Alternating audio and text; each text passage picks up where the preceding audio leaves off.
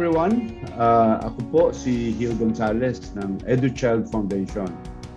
At Family Watch, we believe that the path to the renewal of society and transformation of the church begins in and through the family by strengthening marriages, empowering parents, and bringing family closer to God, to Christ. Sa EduChild, deliberate parenting permeates all our programs. There's also a popular book entitled Parenting with Purpose. Kahit ano po ang itawag natin, napapanahon na alamin natin kung ano at paano ginagawa ang intentional parenting. Alam niyo po, today, dito sa episode natin, may inimbita po tayong fellow podcasters sa Faith Watch channel.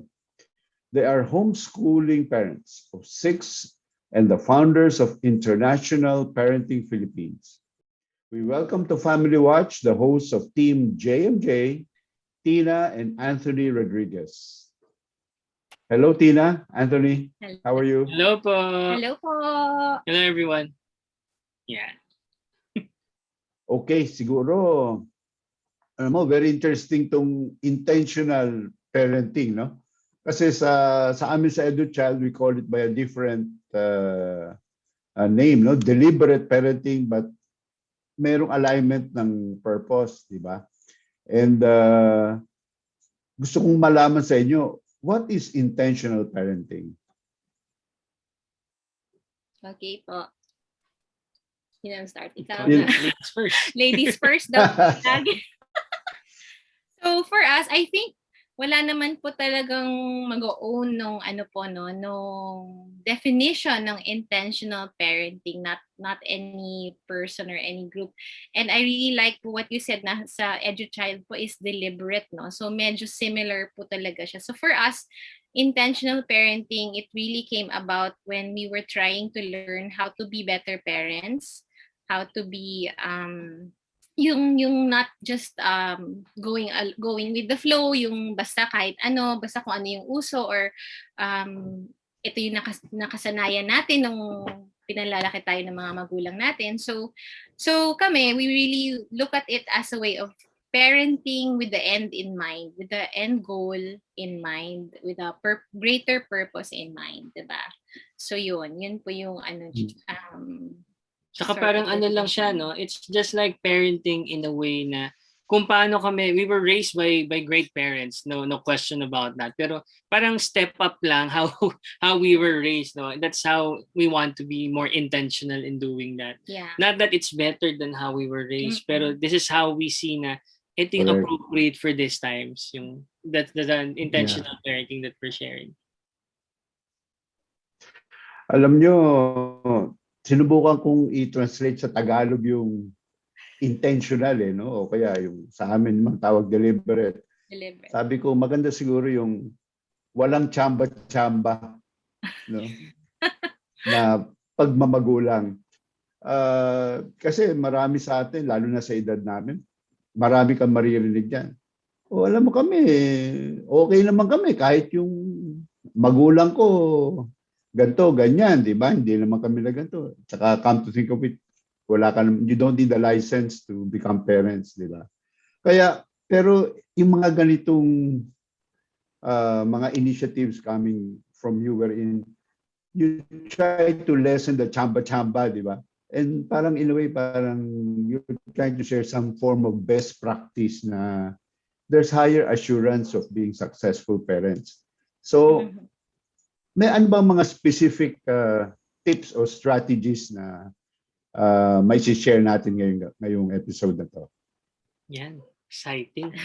Exciting yan for tonight. Actually, for tonight would be subukan namin mag-share sa inyo ng mga 5 tips na that come top of our mind right now as we habang pinag-usapan natin yung intentional parenting. O nga, no, ang hirap i-Tagalog. Napaisip din tuloy ako ngayon. Walang chamba-chamba.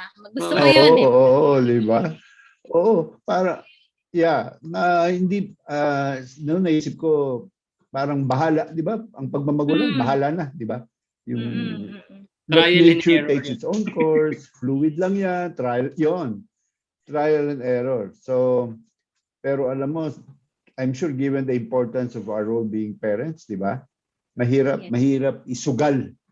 Kaya maganda itong, ayan. Kaya I'm really very interested to know what are those 5 ways that you wish to share tonight. Yes. Ayan. Total 2 hours tayo ngayon, Tito Hill, no, na pag-uusapan natin. So, Pwede, oo. Pwede itong maging apat na 30 minutes na episode. Kaya naganda po kami ng 2 minutes lang. Kung 2 hours po ba yung show, 2 minutes lang kami, tapos na po. We'll share number 1, yung we'll talk about intentional marriage. Yan, yes. Bakit intentional marriage? So, bakit intentional marriage? Actually po, itong topic of having an intentional marriage before you can become intentional parents, na-cover po namin sa ilang episode ng Today with Team J and J. Meron kaming parang series of episodes po na we talked about yung role of husband and wife according to the plan of God, ganyan. Kasi, 'di ba, yung marriage kasi is the whole reason why you become parents, 'di ba? It's the parang fruit of your marital love, and we need to work on our marriages first before we can be better parents. We should also have a better marriage and understand yung roles natin as husband and wife. Saka sabi nga ni Tito Jill kanina, walang tsamba-tsamba sa pagiging magulang. And ganun din sa pagiging mag-asawa. Kasi kumbaga yan yung pwede mong pag-practicean muna in being, inisip ko nga kung ano intention, kanina pa talagang nalilito na ako. Pero yung talagang intention ba sinasadya mo, talagang lahat ng ginagawa mo, sinasadya mo kasi it's directed towards something. And kung hirap ka na mag-raise na kayo lang mag-asawa, mas lalo na pag may mga anak na kayo. So kaya sa amin, when you talk about intentional parenting, dapat mauna yung parents. Kaya number 1 sa amin yun. Dapat yung marriage muna intention. Yan yung pinagpa-practicean nyo. Yan yung training ground niya muna. Kayong dalawa, how you do that, how are you, paano kayo intentional sa ginagawa nyo. How we communicate. Yes, that's why it's number 1 for us. It's intentional marriage. I think it's really important din kasi syempre as Catholic parents, we also need to be yung parang good examples, 'di ba, to our kids. So kung as husband and wife, hindi tayo nag-grow in the faith, hindi rin tayo intentional sa relationship natin, mahihirapan din yung mga bata kasi hindi nila nakikita yun sa atin. Yes, so that's where you practice it first sa marriage nyo. Kaya kung if you want to talk about intentional, dapat nagawa mo na rin muna. So kami, that's what we try to do. That's why it's number 1 sa listahan namin na sa buhay mag-asawa mo na, in your marriage, are you intentional with your marriage? So para madaling ibaba yung pagiging intentional sa mga anak mo when you raise your kids. Kasi yan yung pwede mong pag-practicean. Yan, pinagpa-practicean ko yan. Yan yung pwede mong pag-practicean muna while you're waiting for the kids. Kung wala pa or pag nandyan na, when they're in a level na kailangan mo nang talagang nakatutok, then medyo sanay ka na in doing that. Yeah. And syempre yung ultimate goal, like for us, yung ultimate goal is really to get to heaven. So yun din yung the way we are intentional sa marriage now, we help each other get to heaven. Ganon din dapat yung ginagawa namin sa kids. Yeah. Well, alam niyo ang ganda nung first point niyo, no? Kasi yung family kasi is having children. Pero sinabi ninyo, kailangan mauna muna yung ma-form yung marriage. So yung hulmahan, di ba? Kailangan maayos, intentional, may teamwork kayo with a clear, sabi nyo, ang ultimate goal, di ba? Is to bring the children, bring the family to heaven, no? Meron lang akong, is marriage a little bit on marriage? In a way, we have to prepare for it then, di ba? Para nga, when you say, okay, we're solid, this is the team that we will win us, our ultimate goal. Meron ka bang 1 or 2 na, leading to marriage? Ano ba dapat ang things that we need to look for? Okay. Okay, so ako palagi, ladies first. Siyempre, gentleman ako. Siyempre, Ako po, ang ganda po ng tanong niyo, Tito Hale, kasi feeling ko a lot of couples now, hindi rin nila iniisip yon, diba, yung marriage and preparing for it. So kami, when we were preparing for it, we were blessed na we were part of a Catholic community, and na-emphasize nga yung personal faith journey before you get into a relationship, you get serious, Yeah. ganyan. So I think ako, yung kasi we are very different. Anthony and myself, our personalities medyo magkaiba, ganyan. And even po yung the way we were raised, yung background namin, family background, the way we communicate with our parents, ganyan. Magkaiba talaga kasi kunyari, kami, madaldal, palagi may mga family meeting, ganyan, yung nag-uusap. Tahimik at mahiyain. Sila, sa family nila, yung hindi sila masyadong ganon. Hindi makabasag pa. Pero, I think, one of the biggest things that helped us, especially when we were preparing, tapos nung newlyweds kami, wala pa kaming mga anak, is yung foundation na yung we really want to build a family in Christ. I think yun yung pinaka naka-help sa amin. And syempre yung din po, practicing how to communicate with each other.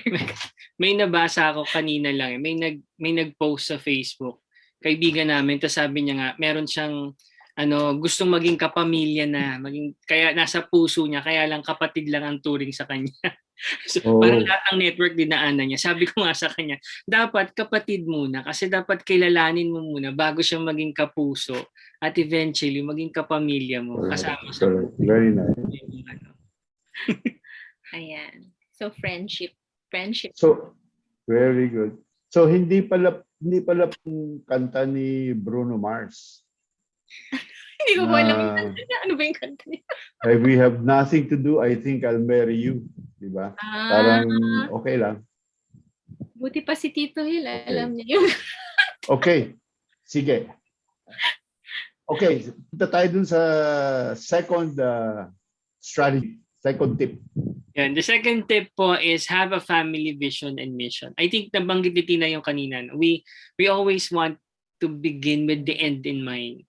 And for you to know kung ano yun, dapat alam mo, klaro sa inyo, malinaw sa inyo. Ano ba yung vision nyo? Ano ba yung mission nyo? Kasi connected yan eh. So para araw-araw kung ano yung ginagawa mo, if you are to be intentional sa mga anak mo, clear sa inyo na ginagawa ko to kasi connected to sa vision natin, connected to sa mission natin. So ito yung goal, paano natin gagawin yan? So nandun yung vision. So I think that's very important for you to be intentional in doing. Kasi at the end of the day, may times na hindi kayo magkakasundo eh. May times na baka mag-away kayo ng anak mo rin when you are being intentional. May times na hindi kayo magkaintindihan, even kayong mag-asawa. Pero kung clear sa inyo na ito yung vision natin, dito tayo papunta, and ito yung gagawin natin to get there, then it's easier for you. Mas madaling tanggapin at unawain kung ano man yung kailangan yung ayusin, ano man yung kailangan sa buhay nyo. Di ba? Yes. Very good. At what point ninyo na sa marriage, na-define ninyo yung vision and mission? How early in your marriage did that, okay, pag-usapan na natin, let's look ahead and let's agree. I think very early on, it was I think kami po kasi when bago kami ikasal, we were sent on mission sa East Timor.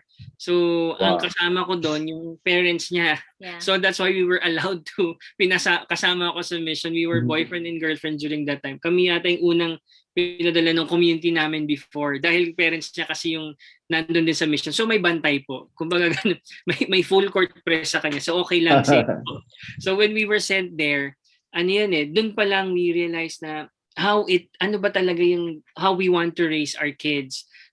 We started exploring about homeschooling, yung the other thing. So we were already being intentional in ways that we can nung time na yun while we were still single. Yeah. Yeah. So I think yun po yung going back to what he mentioned. So yung first nga, yung have an intentional marriage. Second, itong have a family vision and mission. It was clear to us, but we only parang talagang wrote it down and put it parang into writing. I think when the kids were a little older, siguro po yung eldest namin was parang 7, I think 7 years old siya. Yung talagang nakasulat, yung naka-define, ganyan. Beautiful.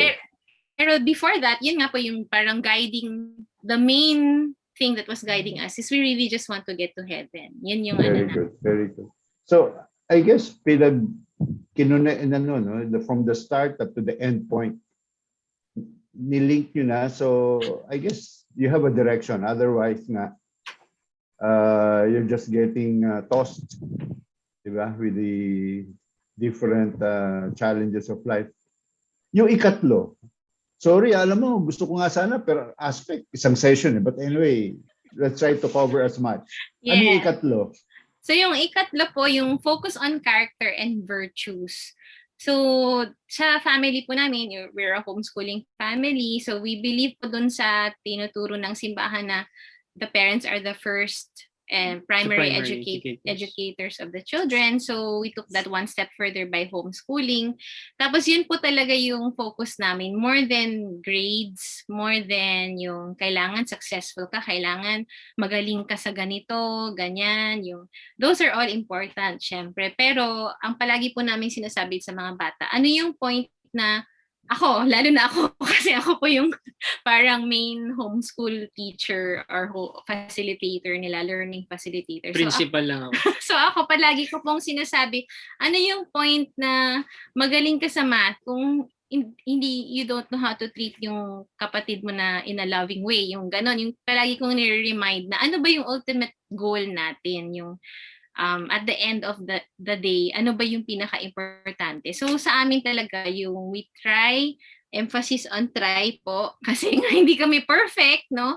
Pero we try to be intentional talaga, yung sa third point na focusing on character and virtues talaga. Saka madali pong ibalik sa mga bata, lalo na yung older kids, kasi alam nila na, ito ang vision, ito ang mission natin. Kaya itong character, itong virtue na to, dapat connected doon. So hindi yung kanila, sige gagawin ko lang kasi kailangan kong sumunod. Pero kasi alam nila, kasi every year po, sa start of the year, we have our family planning.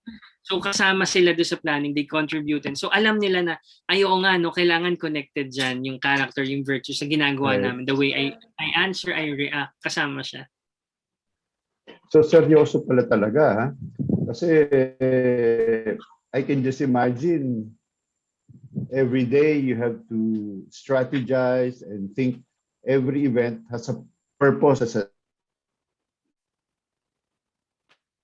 What are can you give me one or two top virtues that you try to develop in your children? At the moment po, kindness talaga. Okay. Wow. That's Charity, understanding, yes. compassion. Okay. Yung compassion, yung loving. Kasi palagi po namin sinasabi din sa kanila, if we don't know how to treat one another with love in the family, paano pa yung ibang tao? So dapat ang pinakaunang recipient of your love, of your patience, of yun nga po, charity, yung family members mo, yung kapatid mo, lalo na yung mga younger, yun, usually po yun yung inaano namin sa mga older ones, no? Na we must model that, parang outdo one another in love, in kindness, in patience. Yun. Saka very relevant yun ngayon dahil karamihan nasa bahay lang eh. So the kindness comes out. Kung kitang-kita mo yung pag nainis na, pag ayaw na maging diba, pagod na ako sa'yo, ikaw na lang araw-araw nakikita ko. Wala namang ganun. So at least doon pa lang sa bahay, napapractice nila eh. So when they go out eventually, mas easier for them. Yeah. Right. Kasi familiarity breeds contempt eh. Dito nga sa kami din, puro work from home. Minsan nagkakaroon din ng incident na may mga disconnect kasi nga we're together practically the whole time. Yeah. Good, very good. What's the next? So yung next po is connected to yung focus on character and virtues is yung communication. Communication is key. Kasi we need to know how to communicate to our kids para sila din, they know how to communicate with each other. So kami ni Anthony, we are working very hard on how we also resolve or manage conflict na yung minsan biglang nagkakainitan ng ulo tapos nandun yung mga bata, Yes, Ikaw lang, ako. Ako lang po Patient pala. ako. Oo nga. Oo.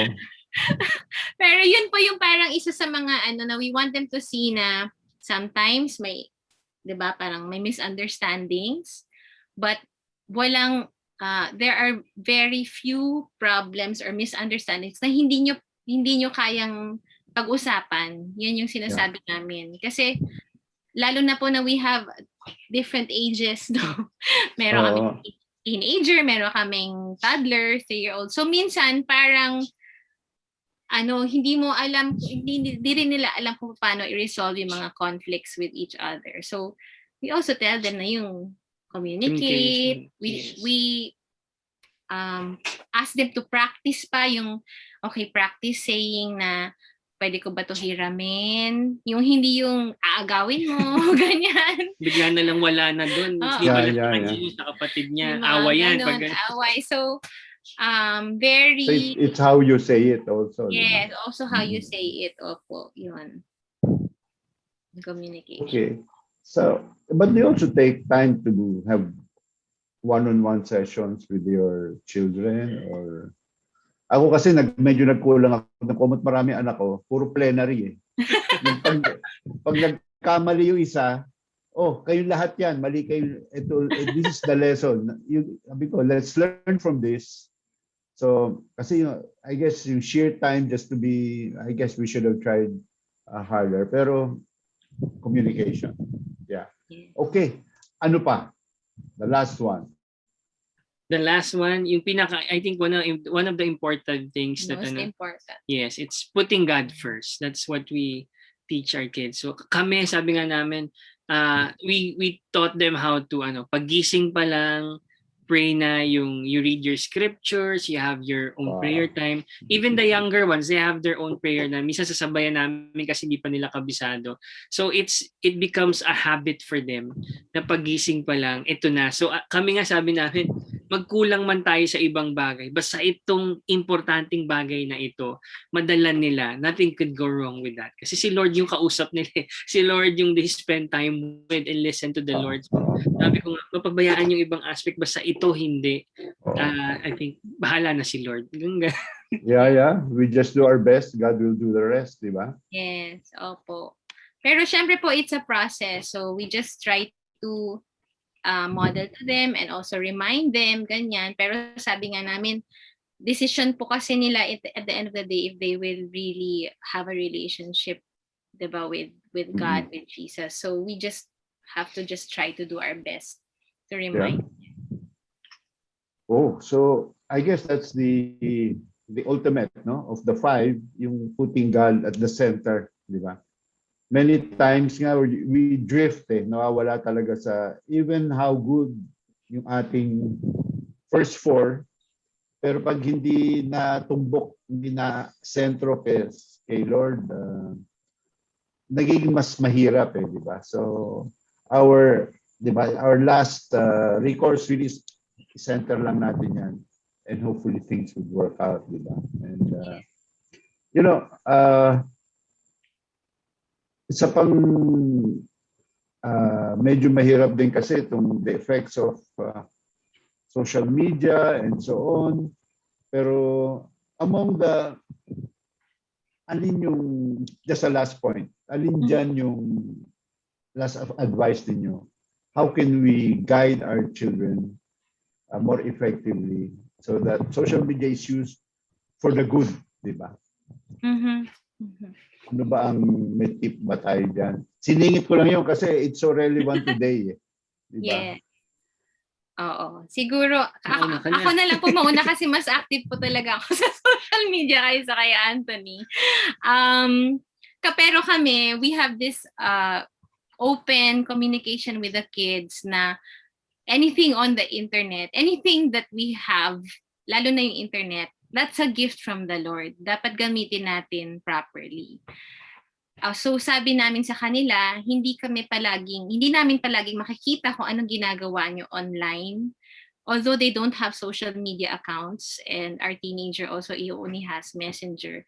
Pero sabi namin, remember, si Lord, nakikita niya kayo. Nakita niya kayo. So at the end of the day, will you be proud of that, of what you're doing? So yung mga parents siguro, what you can do is, at the start pa lang, bata pa lang sila, wala pa silang social media account, and ako talaga ang advice ko, hold off as long as possible. Kung pwedeng wala na muna, ganyan. Pero kung kailangan po for school, for something, may usapan din po kayo. Like kami, ang usapan namin is, alam namin we can check anytime yung gadgets, whatever they use. Walang password. We can check anytime messages. It's an agreement. So hindi siya parang privilege.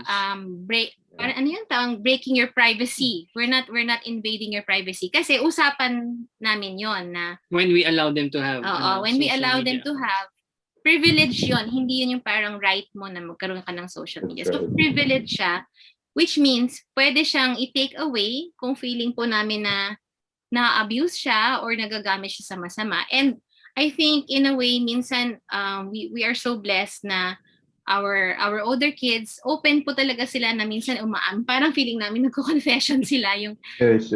Mama, nag-open ako ng ganito na dapat hindi, or nag-message ako sa ganito, or meron din kaming rule na please don't send photos of yourself if not needed to your friends or whatever, ganyan. Kasi, kahit decent yung itsura. Oo, kahit decent photo, kasi di mo alam kung paano gagamitin, diba? So, meron kaming rule na ganun, and alam nila pag broken din yung trust namin. So, pinag-uusapan ulit namin yung mga rules, yung mga ano. So, ako yung pinakaunang tip is, if you can i-delay nyo po na magka-social media yung kids. Second, if they do have, teach them to filter on their own.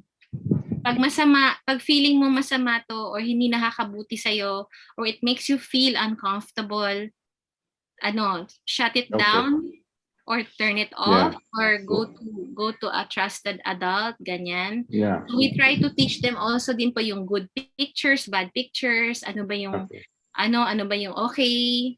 Yan. Saka dapat lahat, hindi lang yung kids. So pati kami rin. Pagka may pinapanood kami na hindi pwede pang bata, we'll stop watching it. Kung mamanood kami, sa gabi na lang pagtulog na. Pero while we are there, hindi talaga. Kasi sila rin, they'll see that eh. So yun yung ano rin. Kami kasama sa filter. Yun ang ano. I guess, we cannot be with the children all the time. But when yun nga, nakita nila that the parents are there as good models, and there's trust and confidence and communication and so on. And then the characters of this discipline, there are rules in the house. And to top it, of course, God is always there in the picture, if not in the center.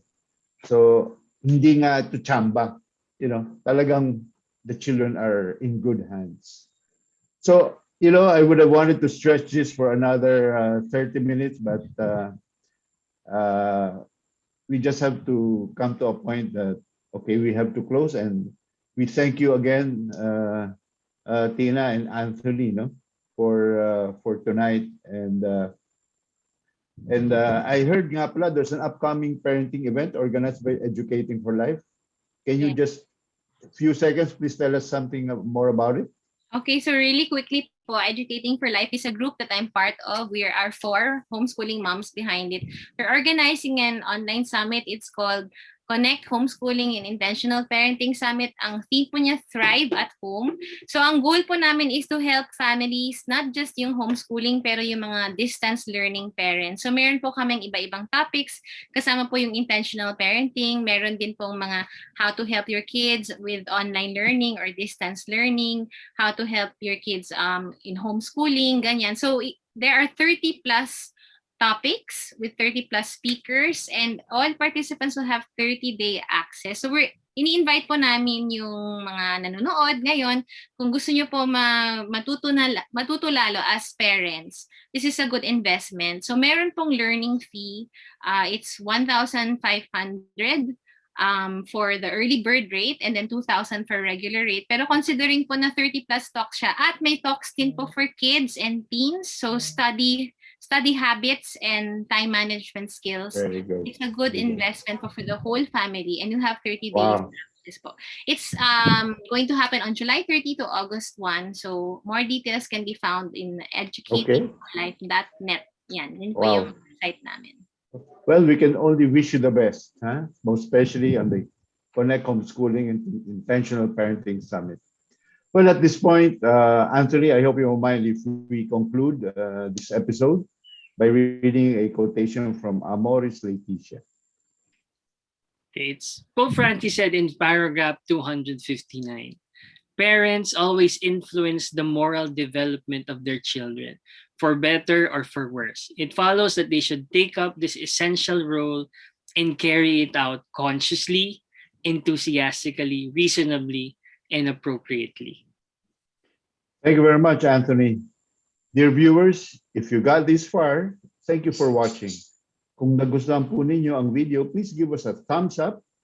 For comments on how we can improve or suggestions on what topics you would like us to cover, please type them in the comment box below. Please know that we do read all your comments. See you next week.